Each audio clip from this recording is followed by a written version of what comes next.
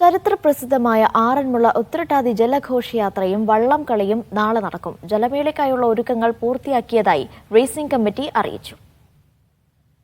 ആചാരപ്പെരുമകൾക്ക് പുറമെ ഇത്തവണ നെഹ്റു ട്രോഫി മാതൃകയിൽ സെമിഫൈനൽ ഒഴിവാക്കി കുറഞ്ഞ സമയത്തിൽ മുന്നിലെത്തുന്നവരെ പങ്കെടുപ്പിച്ചാണ് ഫൈനൽ. എ ബാച്ചിലും ബി ബാച്ചിലുമായാണ് മത്സരം. വലുപ്പം കൂടിയ പള്ളിയോടങ്ങളാണ് എ ബാച്ച്. വള്ളം കളിക്ക് കൂടുതൽ വീര്യം പകരാനാണ് പുതിയ നിയമങ്ങൾ.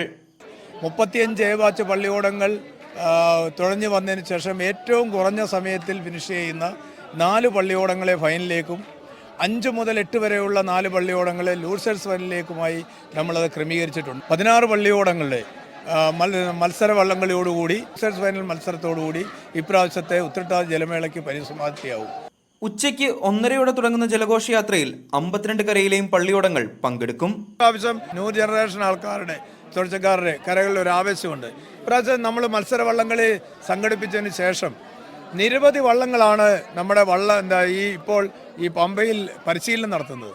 അത് പുതിയ ആൾക്കാരെ നമുക്ക് അതിലേക്ക് സഹകരിപ്പിക്കാനും പുതിയ ആൾക്കാർക്ക് ആവേശം കൊടുക്കുവാനും അത് സഹായിച്ചിട്ടുണ്ട്.